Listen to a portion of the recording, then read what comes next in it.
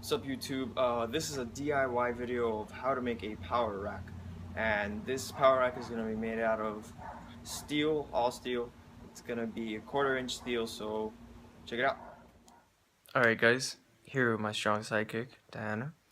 And what you're going to need for this video, for the tools, is to make this power rack you need a pulidor, which is a sander.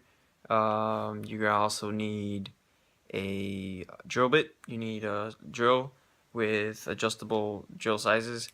You're also going to need 4 pieces of 77-inch pipe. It's not circular, it's a square pipe.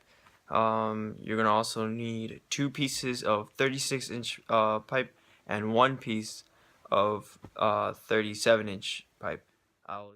Alright, now what you're going to do is get the 77-inch square pipe, and you're going to weld it onto the 36-inch, to one of those 36-inch pipes. This is going to be the frame, and what you're going to want to do is tack so that it doesn't bend or anything. Use a triangle so that your corners come out nice.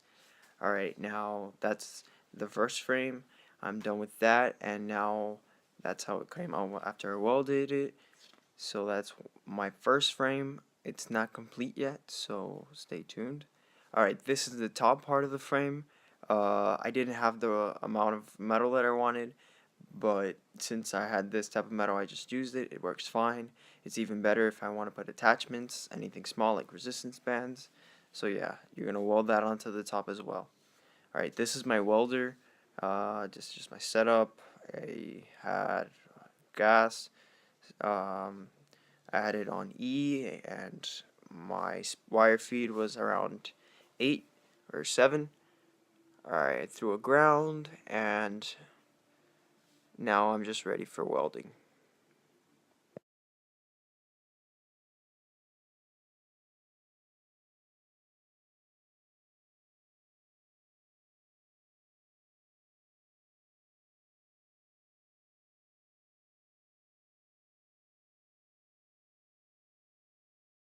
Alright guys, so this is the power rack. It's just laying down. I am welding it right now. This is the top bar, the one that's gonna hold this thing and keep it from moving side to side. And as you can see, I'm welding it right now. Got the ground. It's coming out pretty good. I'm gonna paint it on later today, and I'll get some footage of that.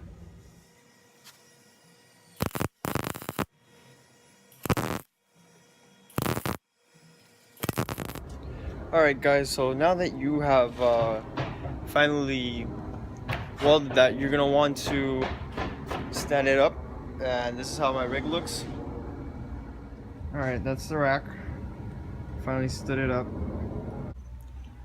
Alright, so these are the J cups. Just to give you an idea, this is how it's gonna go. You're gonna have to make a hole right here, a little bit closer to the right, and then in the middle, and then you're gonna have to first mark with the level where you want the actual bar to go. That's right around where I want the bar to go for when I squat. What's gonna happen is when you have the bolt in, it's gonna go through the hole, and then you're just gonna close it like this, and then right there it won't move around. So what I did was that I had this little L. I had this L right here, and then what I do, I welded it another L, another, I'd say 3x3 inch pieces of L, and then I just close it in. That's it. Right there I have the bar stand. Alright guys, so what you're gonna have to do is you're gonna have to sand it down next. Any sharp edges, you're gonna want to make it roundish so that you don't cut yourself if you're ever changing the gear or anything. What you're gonna do, you're gonna get this little saw cutter or whatever. You're gonna get a metallic sander. This one's already kind of wasted, so yeah, I should change it. But what you're gonna do is at any edge, you're just gonna pass it around like this so that it's smooth and down. Let me show you guys.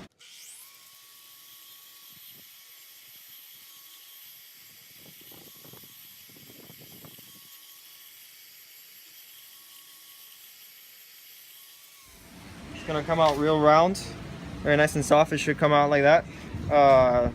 So if I'm ever just grabbing it or doing anything like that, I never get cut. After you do these corners and everything else, you're gonna want to sand all of this down. If you're gonna paint this, I'm gonna paint it, so I need to sand everything down with this machine.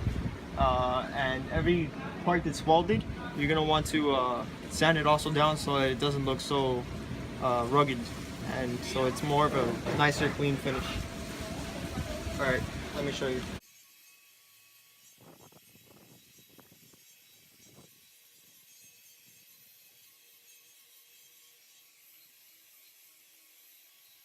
Alright, so guys, you're going to want to also do this for the JPEGs. JPEGs are going to be very sharp after you cut them, so you're going to want to sand them down.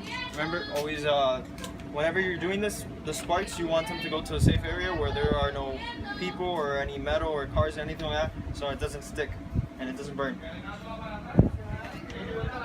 Be careful where you put your cables as well. Make sure they're far away.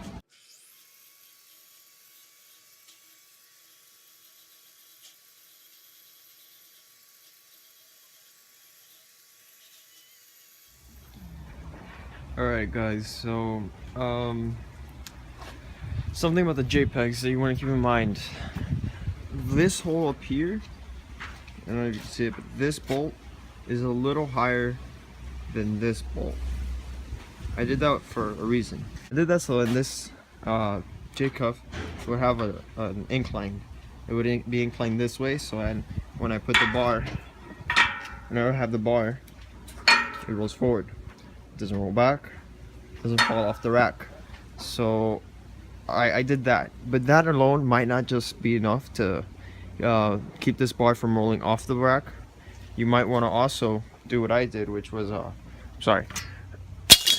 might want to make these ends, the ones that are opposite of this, well, parallel to this, you want to make these ends a little higher, like a quarter of an inch or half an inch, not that much. You don't really need that much incline, but you would want to make these higher, these two, than these.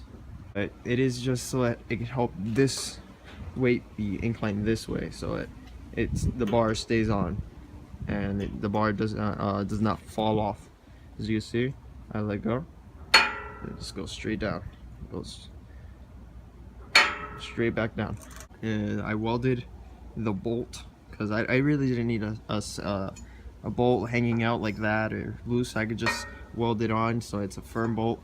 Basically, all you do is select this side, pull it out, pull it through, put it on, and you're good to go. I painted it black, satin black. It's a very flat black, yeah. All right, guys. So after this, you're gonna want to put a weight tree. They call it a weight tree, but I'm gonna use it as I'm gonna get the same idea and use it for this. I made it only halfway through. It's more recommended for you to make it all the way through, make it come up to here, and then you weld around here so that it holds it in place.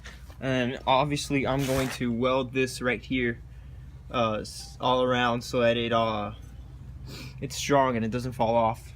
Alright guys, after that, this is the top side. What you're going to want to do, so that this is assemblable, you're going to want to get a tape measure. Measure from one side to your other. My rig is 43 inches. You're going to want to find the middle, which is, for me it's 21 and a half. Just right around there. You're going to want to mark that with your pencil. And then after you mark that, 21 and a half, you're gonna want to get this triangle for angles. You're gonna get it, put it on when you marked it, mark it across, and that's the middle. That's the middle of where you're gonna put this piece. This is a, I think, 1/4 inch piece of metal. I put 2 holes in it, and all I'm gonna do is place it on the actual metal, and then you're gonna mark them on the outside like this. You're gonna want it to be between those two. Then you're gonna want to mark it with a marker where the center is, and then you're gonna want to drill, take it off, drill in the hole. The point is that you're gonna have two of these type of plaques. You're gonna put them on both sides. Then you're gonna put your bolt through, and then once you put your bolt through, you cut this in half. You don't cut the plaque. Don't cut the plaque. You cut the actual bar in half, so it's two pieces, and you can disassemble it and reassemble it whenever you need to put it through a door or anything. And it should be actually light enough for you to be able to fit it through a door and carry it between two men.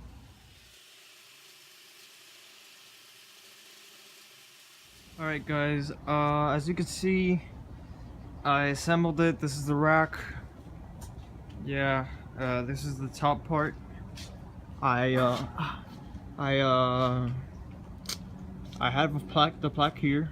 There's the bolt with the washer. There's a hole through all of that.